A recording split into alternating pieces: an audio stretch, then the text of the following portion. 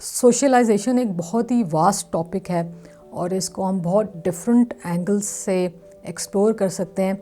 लेकिन आज हम सोशल सर्कल का एनालिसिस करेंगे कि हमारे सोशल सर्कल की क्या कॉम्पोजिशन है और हम क्यों सोशलाइज़ करते हैं। तो डिस्कशन को शुरू करते हैं with a very basic question कि हम क्यों सोशलाइज़ करते हैं। वी ऑल नो कि हमारी साइको सोशल सपोर्ट नीड्स हैं या हमें हमारी सोसाइटी या कल्चरल नॉर्म्स कंपेल करते हैं कि हम सोशलाइज़ करें, या फिर हमारी इमोशनल नीड्स भी हैं। तो I agree to all that कि हम क्यों सोशलाइज़ करते हैं, बट मैंने जिस पर्सपेक्टिव से एनालिसिस किया है वो इससे बहुत डिफरेंट है। लेट्स सी वो क्या है। तो चाहे आपका सोशल सर्कल बड़ा है, छोटा है या जितना भी है, इर्रिस्पेक्टिव ऑफ दैट आप जितने भी लोगों के साथ कनेक्टेड हैं वो 5 डिफरेंट सोर्सेज से आ रहे हैं। इसमें सबसे पहली टाइप है रिलेटिव्स की, सिबलिंग्स की, आप उनके साथ कनेक्टेड हैं। सेकंड है नेबर्स की टाइप, नेबर्स के साथ भी आप सोशली कनेक्टेड होते हैं। थर्ड टाइप है आपका प्रोफेशनल नेटवर्क, आपके कोलीग्स या आपका बिजनेस नेटवर्क, और अगर आप स्टूडेंट हैं तो आपके क्लासमेट्स हैं या आपके यूनिवर्सिटी या कॉलेज फेलोज़ हैं। फिर फोर्थ कैटेगरी जिसमें अपेरेंटली आपके पास चॉइस है और आपने सिलेक्शन करी है, वो है फ्रेंड्स की कैटेगरी।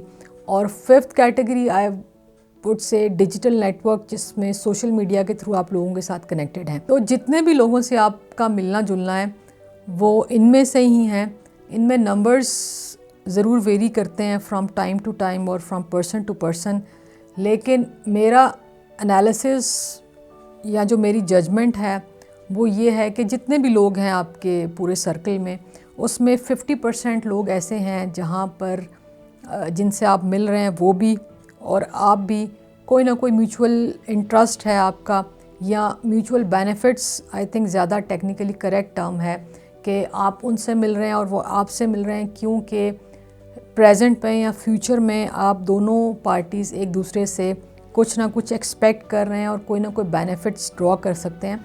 बेनिफिट्स टेंजिबल भी हो सकते हैं और इनटेंजिबल भी हो सकते हैं। तो क्या बेनिफिट्स एक्सपेक्टेड होते हैं, इसकी एक बहुत लंबी लिस्ट हो सकती है, but some of them are कि आपको लगता है किसी के साथ कनेक्टेड रह के मुझे अपने करियर ग्रोथ में बहुत हेल्प मिलेगी, या somebody could be a gateway to opportunities, या आप किसी की आइडेंटिटी के साथ एफिलिएट करके बेनिफिट्स गेन करेंगे, या आपको लगता है इमोशनली मुझे कोई सपोर्ट करेगा, या ओवरऑल एक ऑब्जेक्टिव ये भी होता है कि इन क्राइसिस या बैड टाइम्स मुझे कोई फाइनेंशियली हेल्प कर देगा, या अगर मेरे पास काम नहीं है, जॉब नहीं है, तो मुझे हेल्प मिल जाएगी।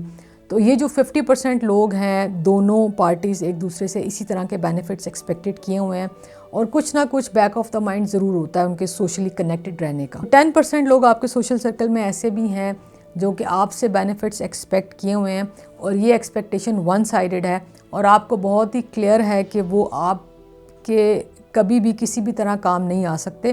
तो ये 10% लोग आपके साथ फोर्सफुली अपने बेनिफिट्स के लिए कनेक्टेड हैं। वाइस वर्सा भी है, बिल्कुल इसी तरह 10% लोग ऐसे भी हैं जिनके साथ आप फोर्सफुली कनेक्टेड हैं क्योंकि आपको या तो प्रेजेंट में या फ्यूचर में कोई ना कोई बेनिफिट नज़र आ रहा है या कोई ना कोई आपकी एक्सपेक्टेशन है, तो आप फोर्सफुली उनके साथ कनेक्टेड हैं। तो अगर आप अपने सोशल सर्कल की लिस्ट बनाएंगे और उसमें लेट्स एज्यूम 100 इंडिविजुअल्स हैं, तो 50 तो वो हो गए जहाँ पर आप भी बेनिफिट्स एक्सपेक्ट कर रहे हैं और वो भी कर रहे हैं, यानी आप किसी मतलब के लिए एक दूसरे के साथ मिल रहे हैं। 10% वो हैं जो अपने मतलब के लिए आपके साथ कनेक्टेड हैं और 10% फिर वो हैं जिनके साथ आप अपने मतलब के लिए कनेक्टेड हैं। तो ये हो गया 70%। अब रह गया 30%।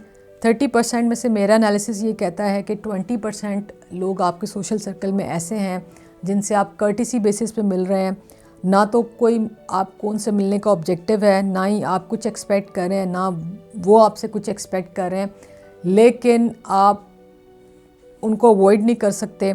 This could be your neighbours, relatives, या आपके कोलीग्स हो सकते हैं जिनसे आप कर्टिसी बेसिस पे मिल रहे हैं या जिनसे ना मिलने की प्राइस ज़्यादा है, या इट्स वेरी हार्ड टू से नो।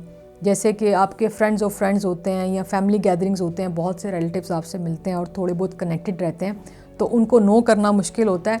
लेकिन एट द सेम टाइम अगर वो आपसे ना भी मिले तो आपको इतना फ़र्क नहीं पड़ता। तो ये हो गया 90%।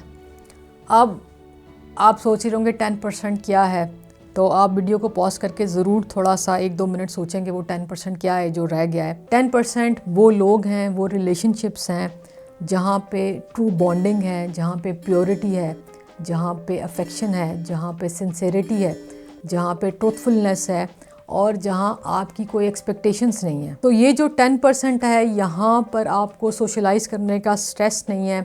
या यू मे बी मीटिंग और टॉकिंग वंस अ ईयर, या sometimes you may be talking 4-5 times a month. जहाँ पे मतलब होता है, जहाँ पे ऑब्जेक्टिव होता है, वहाँ पर आप एक सेफ़ ट्रैक मेंटेन करते हैं कि आपको महीने में एक दफ़ा फ़लाँ से ज़रूर बात करनी है, या फ़लाँ को मुझे वंस अ क्वार्टर बात करनी है, या उस मीटिंग में मुझे उससे जाके मिलना है, क्योंकि मैं एक ट्रैक मेंटेन करूँ।